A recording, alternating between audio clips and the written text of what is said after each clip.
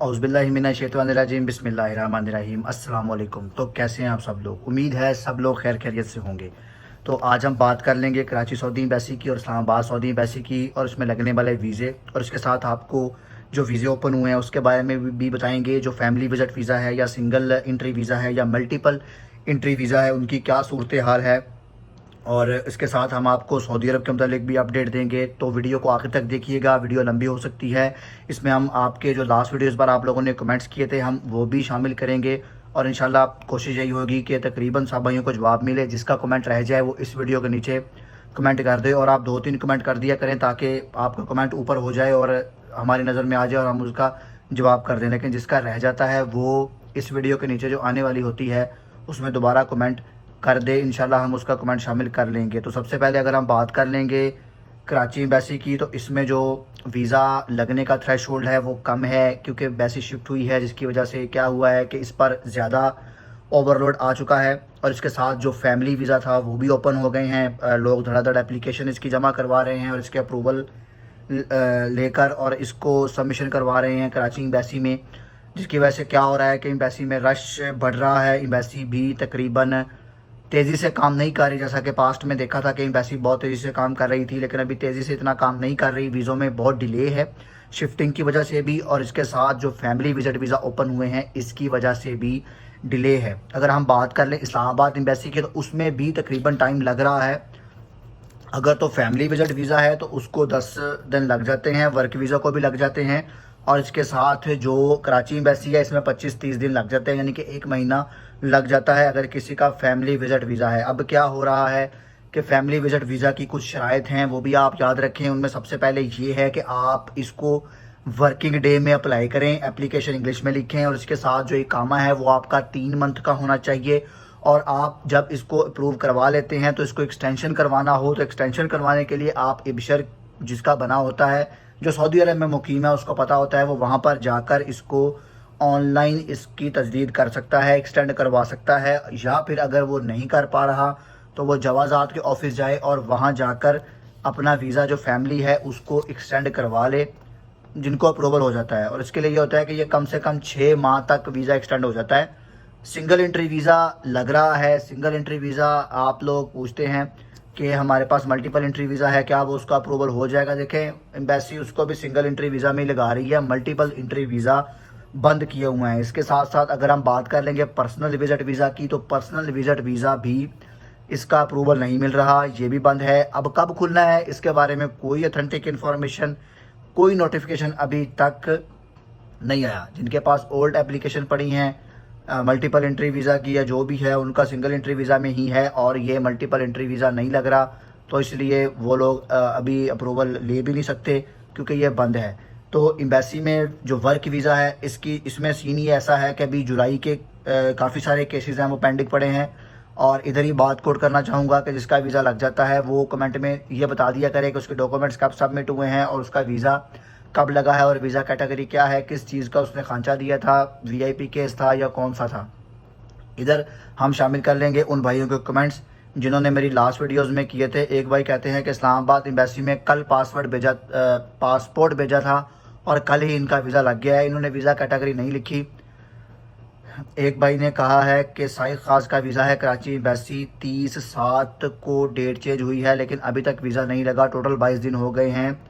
कागजात fingerprint, medical, visa application, passport, शनाख्ती card, FRC certificate यही भेजे थे। देखिए, आपने अपना अकदमल भेजा है या नहीं ये भी आप कंफर्म कर लें, थोड़ा सा वेट कर लें, क्योंकि अब इशू ये है कि भाई डेट चेंज होने के बाद भी तकरीबन 2-3 हफ्ते लग रहे हैं। अभी एम्बेसी में थोड़ा सा लोड की वजह से ये आपका वीज़ा लग जाएगा, लेकिन आप साथ अपने एजेंट से ये भी पता कर लें कि कहीं कोई ऑब्जेक्शन तो नहीं है।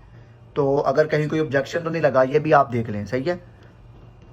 एक भाई कहते हैं कि साइक खास का वीज़ा है 4 अगस्त से अभी तक ई नंबर की डेट चेंज नहीं हुई। देखें, आप एम्बेसी भी लिखें, आपने एम्बेसी नहीं लिखी। एम्बेसी अगर आपकी कराची है तो 20-25 दिन आपको वेट करना पड़ेगा, क्योंकि एम्बेसी में लोड है। थ्रेशोल्ड की वजह से जो पासपोर्ट हैं वो सबमिशन तो हो रही है लेकिन उस पर स्टैंपिंग नहीं हो पा रही, क्योंकि फैमिली विजिट वीज़ा भी साथ के साथ अब चल रहे हैं, तो इसलिए ये इशू है। नफीस अब्बासी कहते हैं सऊदी एम्बेसी में ट्रक ड्राइवर वर्क वीज़ा के डॉक्यूमेंट्स हैं और नेफटेक ऑनलाइन ना होने का ऑब्जेक्शन लगा है। ई नंबर की डेट चेंज होती है कि नहीं? देखिए होती है और नहीं भी होती है, लेकिन आपका नेफटेक का ऑब्जेक्शन लग गया है। वो कभी कभार ये होता है कि जो ड्रॉप बॉक्स वाले हैं ना मेरे भाई, वो भी आपके डॉक्यूमेंटेशन की प्रॉपर जाँच पड़ताल करते हैं। समझ लें कि वो मिनी एम्बेसी ही है, क्योंकि वहाँ पर उन्होंने लगा दिया होगा, उन्होंने डॉक्यूमेंटेशन भेजने से पहले ही आपके एजेंट को बता दिया होगा कि इस पर नेफटेक का ऑब्जेक्शन है। या कभी कभार ऐसा भी होता है कि डॉक्यूमेंटेशन एम्बेसी के अंदर होते हैं, डेट चेंज नहीं भी होती, तभी एम्बेसी ऑब्जेक्शन लगा सकती है कि आपका नेफटेक का इशू है और आप इसको रिजॉल्व करके भेजें या आप इसको ठीक करके भेजें। अली अहमद कहते हैं कि हमारी एजेंसी पे वकाला बना था, ई नंबर निकला है, फिंगर भी हो गए, उस एजेंसी का कोई मसला हो गया है, वकाला दूसरी एजेंसी पे बनेगा, क्या दोबारा ई नंबर निकलेगा और दोबारा फिंगर होंगे? डेफिनेटली भाई, अगर वकाला निकलेगा तो दोबारा ई नंबर होगा, लेकिन असल में ये होता है कि फिंगरप्रिंट वही इस्तेमाल कर लेती है वैसी, मगर वो आपसे करवा भी लेगी, कोई इशू नहीं है। ये एजेंसी पर डिपेंड करता है, एजेंसी उसको ले ले और उसी फिंगरप्रिंट को यूज़ कर ले, लेकिन ये आपसे दोबारा करवा भी सकते हैं। दोनों सूरत हाल है। एक भाई कहते हैं कि कराची एम्बेसी में 21 जुलाई को आल डॉक्यूमेंट जमा करवाए हैं और अभी तक ई नंबर की डेट चेंज भी नहीं हुई। आज 17 डे हो चुके हैं, कोई रिस्पांस नहीं आ रहा। वीज़ा कैटेगरी बाइक राइडर की है, इस बारे में कुछ बता दें, कोई क्या प्रॉब्लम होगी? मेरे डॉक्यूमेंट्स में क्लियर है, मेडिकल इशू डेट 7/9 की है, बाकी जो डॉक्यूमेंट्स भेजे हैं इस डेट पर भी मुझे कोई रिस्पांस नहीं मिल रहा कराची एम्बेसी से। देखिए भाई, ये पहली बात यह है कि आपका बाइक राइडर का वीज़ा है। मैं आपको ये बात बता दूं, जो बाइक राइडर्स के वीज़े हैं ना, इसमें बहुत तखीर होती है। इसमें वैसे भी आप 20-25 दिन की तो तखीर हो ही रही है, लेकिन बाइक राइडर को 1 महीने से ऊपर लग जाता है। ये पता नहीं क्या इशू है, मगर आपकी अगर डॉक्यूमेंटेशन पूरी है ना, आपके एजेंट ने अगर इसको एम्बेसी भेजा है तो फिर सही है। अब कई इस तरह होता है कि बाइक राइडर के वीज़े में हम जब पूछते हैं ना, तो ये निकलता है कि एम्बेसी में डॉक्यूमेंट्स नहीं भेजे होते और 25 दिन 30 दिन उधर ही एजेंट के पास होते हैं। एक इशू ये भी इनका चल रहा होता है जी, टिकट एजेंसी करवा के देती है, यानी कि टिकट जो आप यहाँ पे कंपनी है वो करवा के देती है, तो फिर ये बल्क की फॉर्म में वीज़े भेजते हैं। या आपको नहीं वीज़ा मिला होना बाइक राइडर का, या आपके साथ कई लोग होने हैं, 10 होने, 12 होने, 15 होने, उनके फिर ये इकट्ठा एजेंट डॉक्यूमेंट्स भेजता है, इकट्ठा वीज़ा स्टैम्प होता है और इकट्ठी टिकट ही आती है, इकट्ठे जाना होता है इन्होंने। ये सीन है। अब इसमें इस पिक्चर को भी अपने माइंड में रखें, अपने जहन में रखें, और 20-25 दिन भी अपने जहन में रखें। तो ये बाइक राइडर वालों के लिए जितना भी वीज़ा इस तरह का। हाँ, अगर किसी बाइक राइडर भाई को वीज़ा इशू होता है तो मेरे भाई आप लाजमी नीचे आप कमेंट में बता दिया करें। इस तरह ही होता है, कई भाइयों की रहनुमाई हो जाती है, लेकिन जो हमने फेस किया है ना, जो हमने देखा बाइक राइडर का, वो ये 2 से 3 सूरत हाल देखी हैं। ये आप 2 से 3 सूरत हाल अपने जहन में रखें और इसको जहन नशीन कर लें। एक भाई कहते हैं कि अस्सलाम वालेकुम, वीज़ा एप्लीकेशन 28 जुलाई को हुआ था, बट बायोमेट्रिक सक्सेस हो गई है, पासपोर्ट पर स्टैम्प नहीं लगा, नेफटेक का कहा है, इस्लामाबाद जाना पड़ेगा करवाने के लिए, मैं कराची से हूँ। देखें भाई, ज़रूरी है, आपका ड्राइवरी का वीज़ा होगा तो आपको नेफटेक ये करवाना पड़ेगा। नेफटेक का खांचा नहीं चल रहा, नेफटेक का आपको करवा के देना पड़ेगा। उस्मान खान कहते हैं एप्लीकेशन 7 जुलाई, डेट चेंज 8 अगस्त और वीज़ा इशू। जी आपको बहुत मुबारक हो जिन भाइयों का वीज़ा लग जाता है। देखिए, आप इस तरह कमेंट कर दिया करें, इन्होंने 7 जुलाई को एप्लीकेशन जमा करवाई थी और 8 अगस्त को डेट चेंज हुई है। अब आप देख लें, ये 1 महीना बीच में लग गया है। तो अब जिनकी 3-4 अगस्त को जमा हुई है, वो खुद ही उस चीज़ का अंदाज़ा लगा लें कि 20-25 दिन का मेरे भाई ये टाइम लग रहा है। आप इसको आप चीज़ों को जहन में रखें।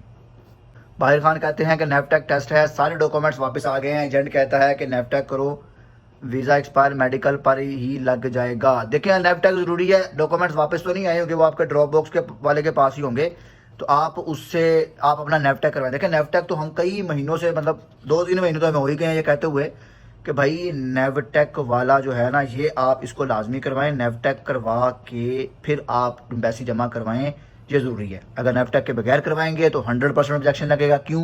क्योंकि आपने खांचे पे जमा करवाए होते हैं और ये हुआ कि खांचा एकदम ही बंद हो गया, तो जिसकी वजह से सिर्फ ये इशू है कि आपका वीज़े पर ऑब्जेक्शन लग जाता है और आपका डॉक्यूमेंटेशन जो है वो या तो एम्बेसी में होते हैं, बाहर आपका ड्रॉप बॉक्स के पास आती है, ड्रॉप बॉक्स वाले इस पर ऑब्जेक्शन लगवा देते हैं।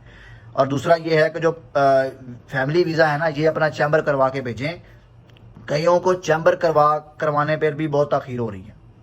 ये चैम्बर जो वीज़ा है ना, इसको करवाने में बहुत तखीर हो रही है रश की वजह से, और ये हो जाएगा, लेकिन थोड़ा इंतज़ार करना पड़ेगा। कोशिश करेंगे वर्किंग डेज़ में ये काम करें, छुट्टी पे नहीं, लेकिन ये आप वर्किंग डेज़ पे काम करें। अब ये है कि जो जुलाई के वीज़े हैं ना, वो तकरीबन नहीं लगे, लेकिन लग भी रहे हैं बीच में, तो इसलिए जिनका लग जाता है ना, इस डेट में, आज की डेट में लगा है, डेट चेंज हुई है, तो वह नीचे लाजमी कमेंट्स में बताएं। तो जिस भाई को मसला है वो नीचे कमेंट कर दे, इंशाल्लाह उसको हम जवाब देंगे। मिलते हैं नेक्स्ट वीडियो में नई अपडेट के साथ। अपना ख्याल रखिएगा। अल्लाह हम नासिर।